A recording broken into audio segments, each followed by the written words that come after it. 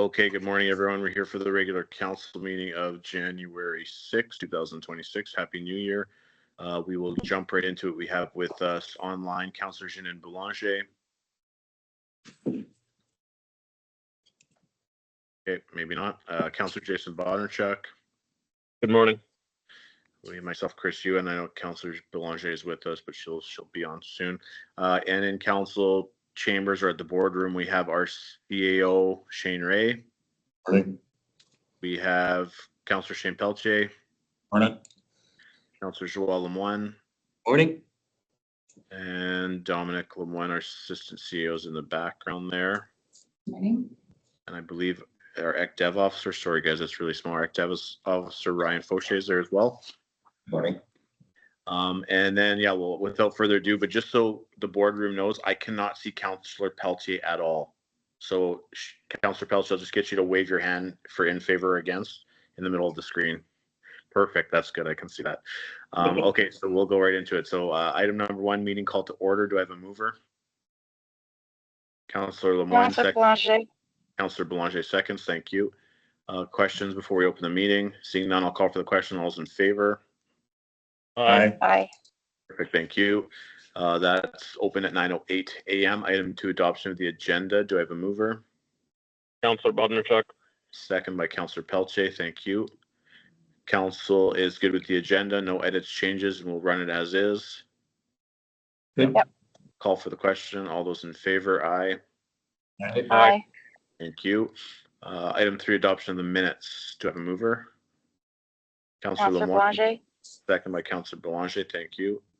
We have the minutes for December 17, 2025 regular council meeting. Council has that for review. Any questions, changes, or edits? Oh, good here. Seeing none, I'll call for the question. All those in favor? Aye. Aye. Thank you. Jumping to 5 because there's no committee reports. 5.1, accounts paid to be approved. Do I have a mover? Councillor Pelletier, second. Councillor Lemoine. All right, 5.1, we have batch 821, 830, 831, 893, 936. Mohammed uploaded a batch summary there. If there's any questions, please let me know. Thank you, Council. Any comments or questions? Nope. Good here. Call for the question. All those in favor? Aye. Aye. Thank you. 5.2, accounts not paid to be approved. Do I have a mover? Councillor Councillor Belanger. Bondarchuk. Councillor Belanger first, second by Councillor Bondarchuk. So we have batch 961, 962, and 979. Again, those are included in the batch summary that was uploaded. Are there any questions on those ones? Questions from council, edits? Here. None. Call for the question. All those in favor? Aye. Thank you. 5.3, council indemnities. Do I have a mover? Councillor Pelletier, second. Councillor Lemoine. Nothing to note really in the council indemnities. If there are any questions, I'd direct them to the individual councillors. Just a note, as mayor, I don't think I filled in mine in time. I'm missing Novembers and Decembers. It'll be on the next one. So unless Mohammed added it in last week. No, I don't believe you did. No. There's nothing in there. Yeah. Anything else? Call for the question. All those in favor? Aye. Aye. Thank you. 5.4, payroll to be approved. Do I have a mover? Councillor Belanger. Second by Councillor Belanger. Thank you. Who moved that one? Oh, well. So we have payroll, 2 staff payrolls and the Q4 fire department payroll. On the 1 staff payroll, you will notice some overtime of snow clearing. So Thank you, council. Any comments or questions? Call for the question. All those in favor? Aye. Thank you. 5.5, transfer funds, internal bank accounts. Do I have a mover? Councillor Pelletier, second. Councillor Bondarchuk, thank you. So a request from Mohammed to move a number of funds through from checking to reserves and vice versa. The listing is there and uploaded to the agenda. Are there any questions? Council, comments, questions? None, I'll call for the question. All those in favor? Aye. Aye. Thank you, that's carried. And 5.6, 2026 compensation schedule. Do I have a mover? Councillor Lemoine? Yep. Second, Councillor Pelletier, thank you. Okay, as per the previous discussion, we had the 2026 compensation schedule as presented. Are there any follow-up questions from the previous discussion? Yeah, council, we've reviewed this a couple times. We had a meeting yesterday for it. Do we have any comments or questions? None. None. Call for the question. All those in favor? Aye. Opposed? I didn't hear everyone. None, that's carried. Moving on to delegations, 7.1, Schinkel Properties. This doesn't need a vote, so we will let Alan take it away. All right. Can everyone hear me? Yep. Yep. Great. Then I will share my presentation then here. Are you guys able to see that screen? Yep. Okay, great. All right, so Schinkel Properties, who, before we kind of get started, I just want to reintroduce who our company is. It's kind of been a while since I've talked to you guys. So just kind of refamiliarize yourself with who we are. So this is Schinkel Properties. This is a family-run business. That's Bob in the white T-shirt in the middle, and then his two sons, Justin on the right. Justin is the CEO of the company and manages the hotel and property management divisions. Evan, who is in the middle, he owns Superior Projects, our general contracting company, and Olivia is on the left. She lives in New Zealand and owns a kiwi farm out there, where Bob happens to be right now. So Schinkel Properties has three divisions. We have a property management group, we have a hotel division, and we have the development division. Across all three divisions, we have over 300 employees. One thing I want to quickly touch on is our community give back. We try to, we feel it's important to give back with our company. And the one I wanted to highlight here is the Coats for Kids group that we work with. If you guys are unfamiliar with it, it's basically it's people that want to donate winter jackets for immigrants or people that need winter clothing. And I think that this is such a cool initiative that we do because we're kind of specifically suited to help with this. Owning a whole bunch of hotels, we have commercial washer and dryers. And so over the last number of years, we've washed over 25,000 coats so far. I think it's something that is really cool because it's something that we have the ability to do. We have staff, we have the equipment, and we can, it's an easy way for us to help out. So who am I? My name is Alan Klippenstein. I'm the VP of Development. I've been in this role since January of 2020. Don't typically recommend changing jobs at the start of a pandemic, but that's what happened. And previously I was a project manager for Three Way Builders, also a project manager at Manitoba Hydro, and in a former life, an accountant at Richardson International. This is my family here. That's my wife, Amanda, and my son, Mason, and my daughter, Jade. Alan? Yeah. Your slides haven't moved from the original. Oh, we see. Boy. Okay. There we go. Okay. Well, there's the Schinkel family. Sorry about that. Here's our different groups, our Coats for Kids, and my family that I was just talking about. Thanks for letting me know. Before I get into the presentation here, I just want to talk about this proposal and kind of the why behind the EOI and the why behind our proposal. So clearly the RM is aware that in Canada and in Manitoba, there is a housing crisis. And I think this is evident by all the stats that keep getting presented to us, but also just in the way that you can see that housing costs and rent keep escalating. We're a full retail development company, so we see this in all aspects. You know, housing is getting harder to get approved, and it's getting more expensive by the time it actually gets to market. Over the last 5 and 6 years, mortgage rates have dipped and then skyrocketed, and this has created kind of an extreme situation where the federal government has needed to intervene to get housing to market, which is why you see programs like the Housing Accelerator Fund come into being. So I just want to put that in perspective because it's easy to say that, but what does that actually look like? So what that looks like is, let's say in 2022, a person that could qualify for, say, you know, your average, and I say quote unquote average, but an average mortgage of $450,000.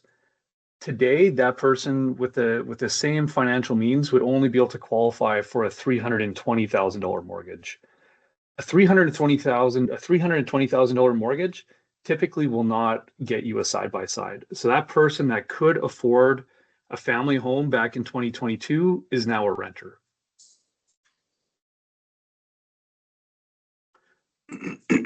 All right. So what does that actually mean? So let's talk about our proposal. So the Armitage put out an EOI for housing, which is great because we have been trying to find a way to develop in this community for years. And so I think before we just put a proposal, we have to think about the community. You know, what is St. Agath and what are the people looking for? So in our opinion, St. Agath is a proud, close-knit community that offers the best of rural living while remaining well-connected for commuters.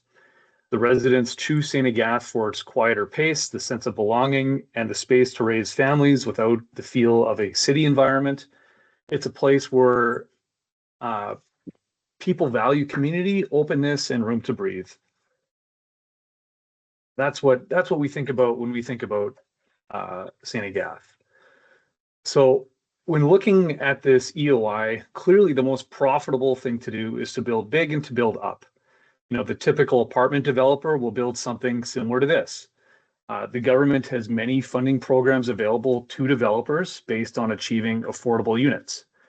Typically, what we see is in order to achieve this, developers will build tiny bachelor suites, which they can get to market at below market rents to be able to qualify for the government funding. But then all the rest of the units will be at or above the market to offset their losses with those affordable units. Well, certainly we have the ability to build this type of product. But as I mentioned in the previous slide, I don't think that this fits the community.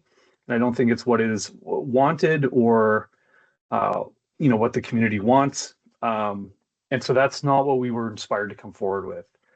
What we were inspired to, when looking at this EOI, was what the RM was addressing, which is the missing middle.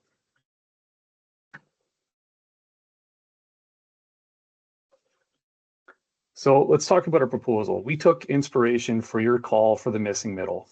And I need to apologize to Janine here. I know that she works for an architectural firm, so I'm sure when she sees this picture, she probably cringes at the design. I'm not a designer, but I think it kind of gets the point across.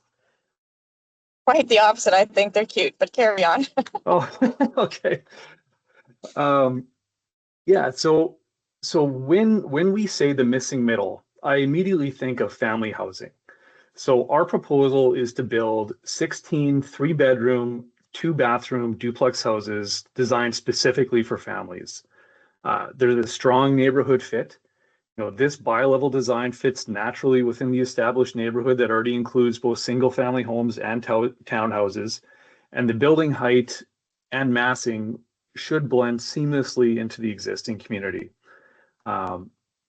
We believe that these bi-level homes with large windows on both levels maximize the natural light and livability and create spaces that feel more like a home rather than an apartment. All homes will be Manitoba Hydro efficiency certified and air tightness tested, which should reduce energy costs, supporting long-term affordability for residents. And 30% of these homes will be offered at CMHC affordable rates with all identical layouts. And I think that's important to say. We're not playing games with the sizing of these units. All these units are going to be built to the exact same square footage, the same bedrooms, same amount of bathrooms and same finishes.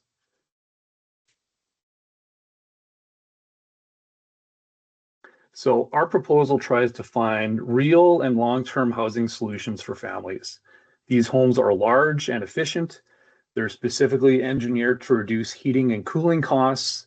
And we've worked with designers to make the product look good and something that people can be proud of. And one thing that I do need to make note of in the proposal that I submitted to you guys, I mentioned that these units are only 1,100 square feet. They're actually 1,400 square feet. Our salesperson had to correct me, so they're actually larger than I had initially said.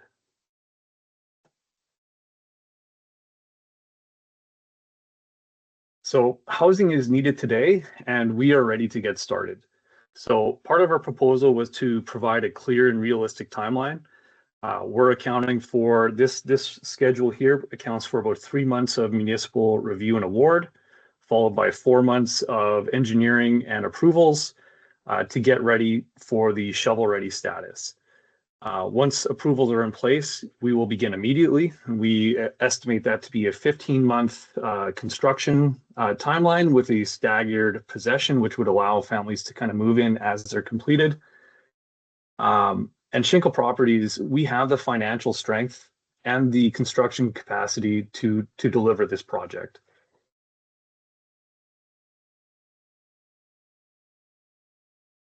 So let's talk about the elephant in the room. The elephant in the room is that we're asking the RM to give us this land. I mentioned in our proposal that an ask like this requires transparency, which is why we provided our pro forma. I think the one thing to take a look at here, to point out, is the bottom left of the pro forma. Our break-even rent is $14.53. That's 30% of our units at $14.53, which is only slightly higher than what the affordable rent is. So there's really not a lot of wiggle room. There's not a lot of space for error on these units. And so that creates a higher than normal risk situation for us with low cap numbers. And typically based on this low return, this is not normally a project that we would move forward with based on these numbers. And the challenge on this project is that these homes, they cost a lot of money to build. And there's a fair amount of affordable units at a lower density on this site. So putting all of that together, this creates a lower return with a higher construction cost, which is why we have that ask. All that said, we actually really strongly believe in this proposal, and we're willing to bet $4.7 million that this project will work. We think that the low return will be offset by long-term tenants that want to stay here and raise their family.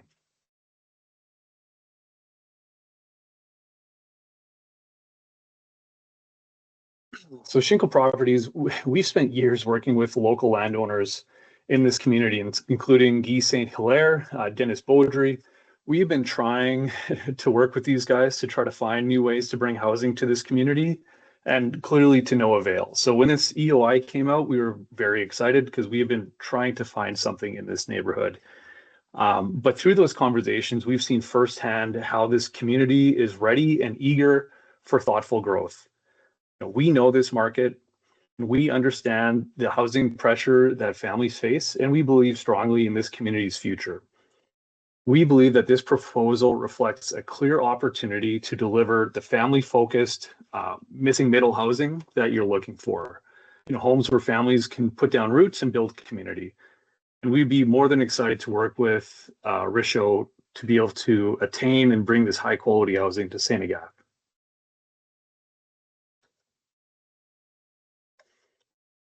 Any questions?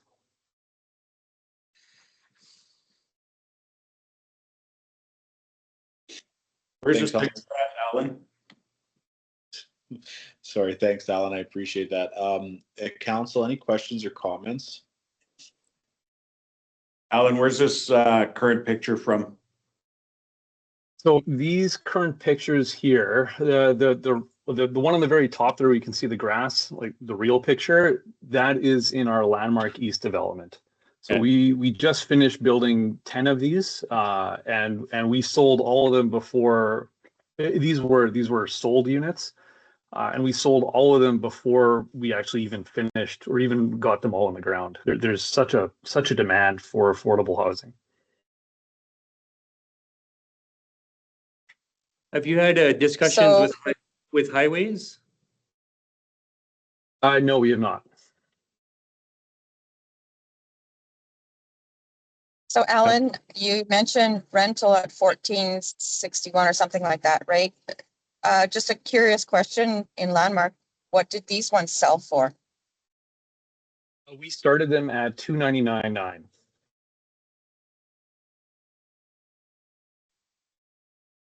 So one of the keys with affordable housing, when it comes to affordable housing projects, are really hard to do. One of the ways that you can make them more affordable in order to actually build them is you have to build them in bulk. So we were only able to actually to build this home. You wouldn't be able to build it and sell it at $299,900 if you were only building one. You know, in order for us to achieve that price point in Landmark, we had to build 10 at a time.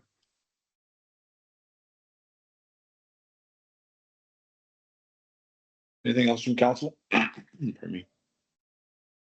Oh, I think that's great. Thanks. Okay, I appreciate that, Alan. Anything else? No, am I able to stay on for the second presentation? Absolutely. You're absolutely welcome to. And I want to apologize to council and everyone else. I didn't give a time limit because you know how tight I am on my time limits. There's no time limits today. So the next presenter has the same amount of time that Alan got too. So, and I apologize to council because I know we're all on a time crunch, but this time has to be an acceptance. So we'll move on to the next delegation. Great. Thank you all.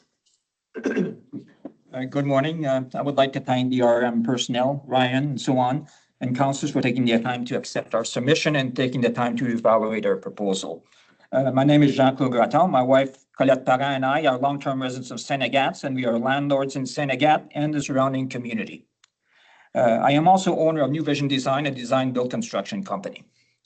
This project includes the design, building, and leasing of 9 seniors accessible housing along Samoset Street in St. Agathe. This project also includes the building of a sound and protective wall along the west side of property next to the Highway 75. This wall is crucial because of the proximity of Highway 75 and is significant to the Department of Highway approval. Okay. We believe this shadow lot along Samoset Street in the older part of St. Agathe is best suited for 1-story residential accessible living for seniors instead of 2 stories or intense coverage. More suitable lots and developments are becoming available and best suited for apartment buildings, row housings, etc. This lot's proximity to walking distance to the church, arena, post office, pharmacy, healthcare hall, arena, and convenience stores makes it ideal for seniors. The on-street parking requirements of these units is far less than apartments or rural housing without garages. The rental market needs can vary, especially in small communities. For this reason, we prefer a design which can accommodate various tenant types. Our units can serve, for example, a senior couple, 2 single persons, workers, or a young professional couple until housing become available. Our existing units built 12 years ago in St. Agathe have rented to seniors and young professional couples who have since purchased housing in St. Agathe. Our units are individual houses with 2 master bedrooms with 3-piece en suites each. The houses are approximately 1,400 square feet plus 525 square feet double attached garage. Our units are low maintenance with hardscape rear patio yards, no grass to cut. For the tenants, we as property managers take care of the front yard, grass cutting, and snow clearing. Our units meet accessibility standards with one level, no steps, wider corridors, level wheelchair accessible showers, etc.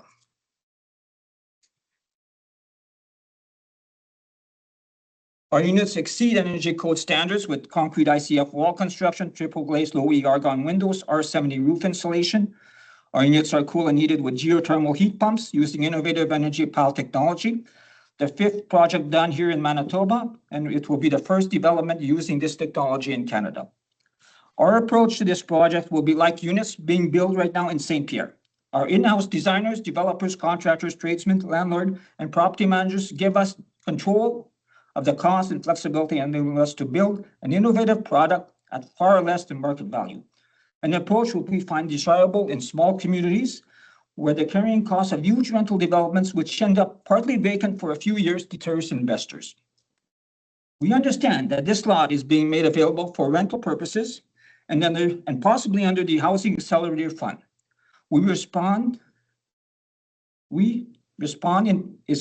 prepare to work with the RM to maximize and use the available funds to keep the cost of rents low.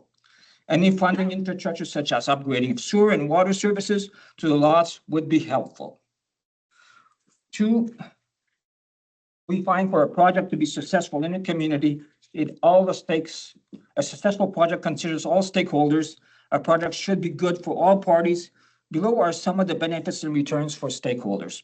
For the RM, this development is beneficial to the RM by increasing its revenue. In exchange for donating the surplus parcel to the developer, which presents costs to the RM to upkeep, it will generate property taxes income on 9 units, estimated $27,000 per year, plus utility revenues. Also, the contractor constructs at their own cost the sound barrier wall. This project may also qualify as a project under the HAF program, but that we have to work with the RM with, to what extent it can work. For the federal and provincial government, well, of course, this project represents about $400,000 in direct wages, which is taxable at workers' tax bracket. It also generates approximately $2 million in materials and services provided to local suppliers, again, creating taxable revenue. For the community of Senegat, this will provide much needed long-term seniors rental accommodations to counteract the present exodus of our seniors, while also being available to younger workers until more suitable rental accommodations are available. 50% of the industrial park workforce commutes from outside the community because of lack of housing. For the businesses, as part of helping existing businesses and convincing prospective business to come to our industrial park is the available workforce, and the workforce needs accommodations. Okay, neighborhood.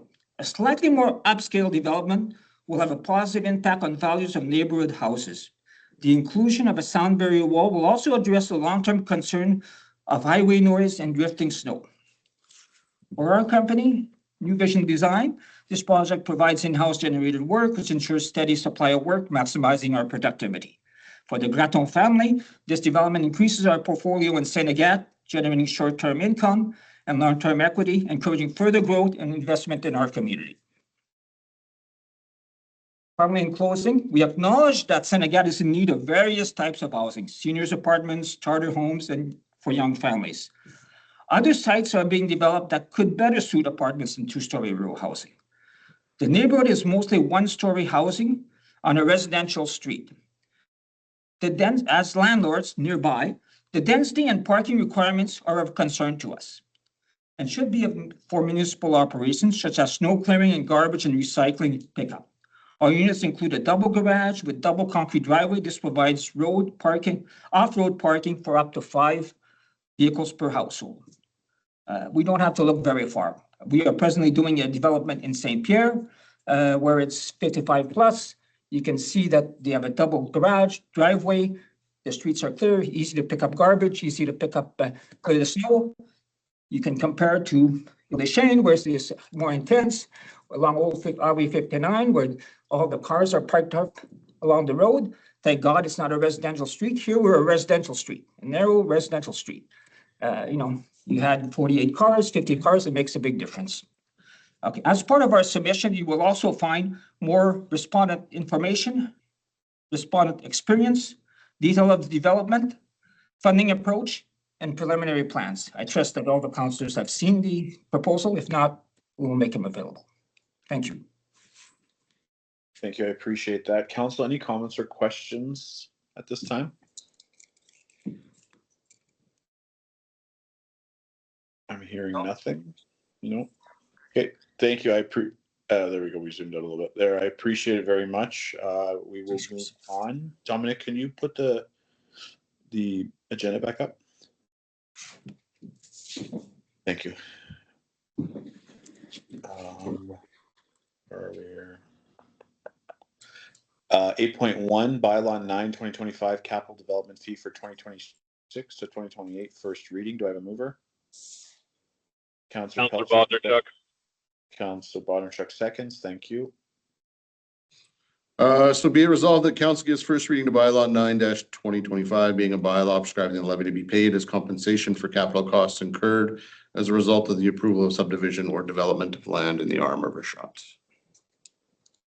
Perfect. Thank you. Council, open up for discussion. This was just the first reading. We get it going. Anything to add? Step one. Perfect. Call for the question. All those in favor? Aye. Aye. I oppose none. That's carried. Thank you. Just for note, if the developers would like to leave at this time, they're more than welcome to. If they want to stay for the rest of the meeting, they can as well, but we're just going to continue as is. It's your call. Do you guys know when you'll be making a decision on this? Good question. We can answer that through our Act Dev officer, I believe. Yeah, so our plan from this point, Alvin, is that we will review as a group next week at our meeting, and then should have some direction after. Okay, great. Then I look forward to hearing from you guys. Take care. Perfect. Thank you very much. Thank you. Thank Okay, we'll give 1 minute for Mr. Granton to leave.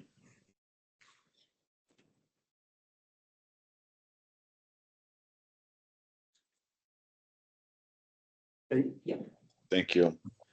Okay, we'll move on to, I think it's 9.3.1, commissioners designated officers. Do I have a mover? Councillor Belanger. Councillor Lemoine, second by Councillor Belanger. Thank you. Okay, be it resolved that the following commissioners bylaw enforcement, or that the following commissioners bylaw enforcement officers be designated officers for the arm of Richot: Kevin Williams, Anna Oliveira, Norbert Pelland, Jesse Adair, Corey Cheddarbuck, Russell Jeffrey, Emma Skillings. Thank you. Just questions from council. I'm just curious, have we done designations before? Yes. Oh, okay. Yeah, yeah. Okay, makes sense. Anything else from council? Call for the question. All those in favor? Aye. Aye. Thank you. That's carried. 9.3.2 2026 tax sale date. Do I have a mover? Councillor Pelche, second. Councillor Lemoine. Councillor Belanger. So just setting the tax sale date for 2026. So be it resolved that the 2026 tax sale auction be held at 10 a.m. on Monday, September 28th, 2026. Perfect.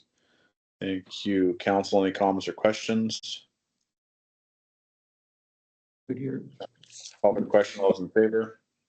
Aye. Aye. Thank you. That's carried. And I believe that brings us to adjournment. Item 12. Do I have a mover? Councillor Pelche, second. Councillor Belanger. Thank you, Councillor Belanger. Final comments? Seeing none, I wish everyone have a great rest of their day, and we will see you next time. All those in favor? Aye. Opposed? Not. That is carried. I'll close the meeting at 9:40 p.m. Thank you very much. Have a great day. Stop recording.